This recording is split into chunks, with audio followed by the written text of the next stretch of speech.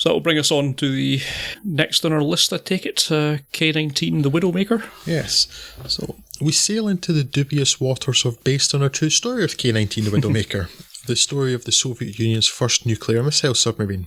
It's 1961, the height of the Cold War, and the Central Committee is desperate to demonstrate to the United States that it has the same first strike capability as its opponent.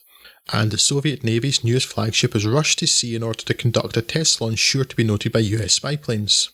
The only problem is, well, all the problems. Inadequately fitted out, poorly built, missing key equipment and personnel, all the greatest hits of the Soviet regime. There have also been a number of deaths during construction, and the final note of doom is instilled in the crew by a failed champagne bottle smash, sailors being a superstitious bunch.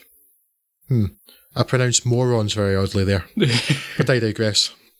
There are also a few changes in the crew manifest, with a new doctor, Peter Sarsgaard's inexperienced reactor officer, and Harrison Ford's Captain Alexei Vostrikov parachuted in at the final moment. This last because Liam Neeson's Captain Polanian dared suggest to his superiors that everything wasn't hunky-dory with the construction. The first half of the film consists of the preparation for their sea trial, the boat's launch, then Vostrikov's rigorous and unpopular drilling of the crew, which leads to injuries and mutinous thoughts.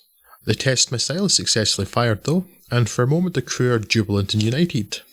Then the coolant system on the nuclear reactor goes tits up, which causes a modicum of alarm for all aboard. Still, no problem, they can use the backup system to cool it.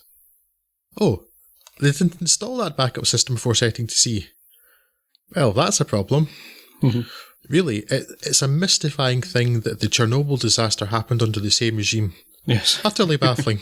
The second half of the film follows the crew's struggles to cool the reactor while temperatures rise in the men and, more crucially, around the nuclear fuel rods.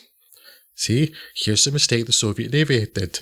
They didn't get Bobby Carlyle from The World Is Not Enough. Sean Connery has been much derided for his accent in John McTiernan's The Hunt for Red October, which personally I've never understood because I've never thought he was trying to do one. No. His character may have been from Lithuania on the page, but it was clearly from Lothian on the screen. It's an approach Liam Neeson, and particularly Harrison Ford, ought to have tried. Poor Harrison. We all know he stopped caring around the Star Wars Holiday Special, but what a time to try giving a crap again. The story deserves the effort, but it doesn't deserve that accent. Accents. Whatever they are. Neeson and Peter Sarsgaard should be grateful to Ford, though, for hiding their similar but lesser crimes. Fortunately, though, it is possible to look past those poor butchered syllables and enjoy Neeson and Ford's performances, and the fact that both are such alpha males means it's far from clear which of them will prevail when they inevitably come into opposition. Different casting could have given away too much and certainly made it less entertaining. I could watch K9 repeatedly, and have done so because submarine movie, but it's definitely not my favourite of the genre. However, it is extremely well shot, and the sense of the cramped, claustrophobic confines of the submarine is absolutely transmitted through the lens. Much of this is to do with the incredible preparations undertaken by Bigelow and her crew, including finding the blueprint for the real K-19 and building the sets based on it, then cleverly hiding camera tracks amongst the pipework in the ceiling. The director also enlisted former high-ranking submariners as consultants, and even went as far as having the cast take part in firefighting drills and other such activities to allow them to experience some of the same conditions faced by their characters. The plot is rather conventional, but Bigelow's action strength comes to the fore, ratcheting up the tension in the film's latter portions as the crew fights to stop the submarine blowing up and potentially precipitating World War III. The fact that I'm here talking to you does, though, rather give the ending away. However, I am happier having to face Harrison Ford's accent than Rad Scorpions. Just.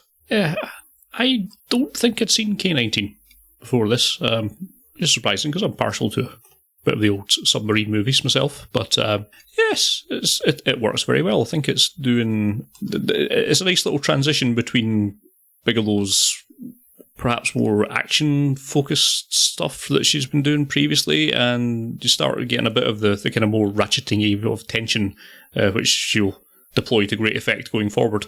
Lots of good performances, masked somewhat by shady accents, as you say, but I think the characters come through very well, and I think there's lots of kind of heartbreaking moments in there for some, particularly Skarsgård's officer who... Yeah, I was going to say, so we've talked about Peter Sarsgaard a lot, and I think we both agree that he doesn't really get the attention he deserves. Yes. When we do last talk, and probably Shattered Glass. Mm. He's really solid.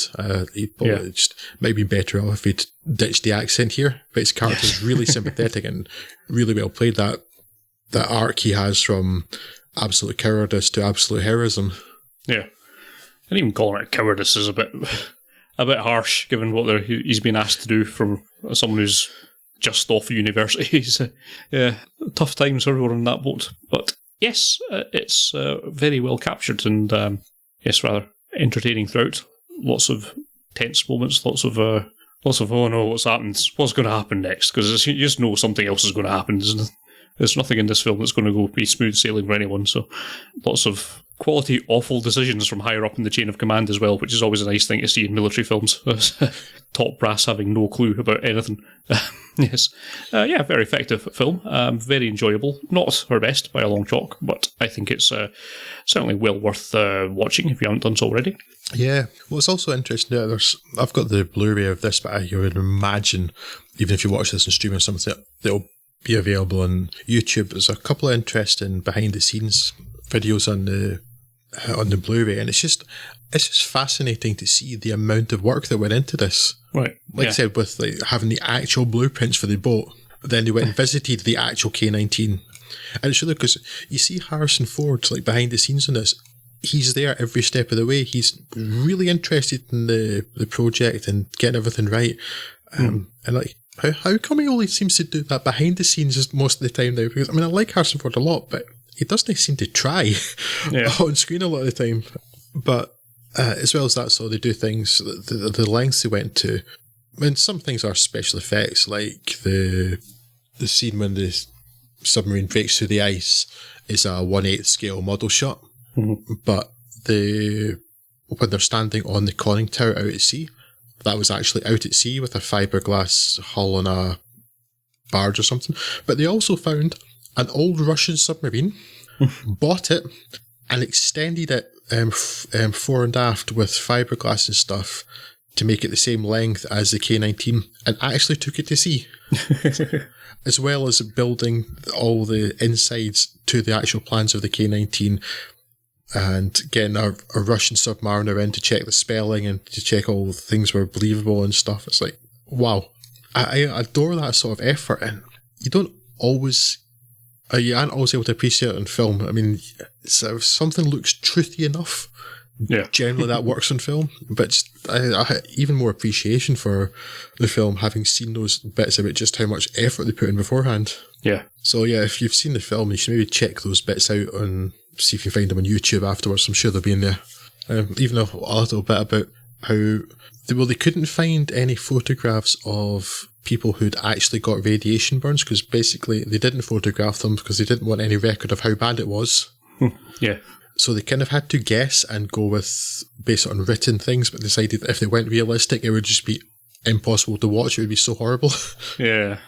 So they kind of went sort of a middle ground of, it looks quite unpleasant and bad, but it's actually not as bad as acute radiation burns would actually be.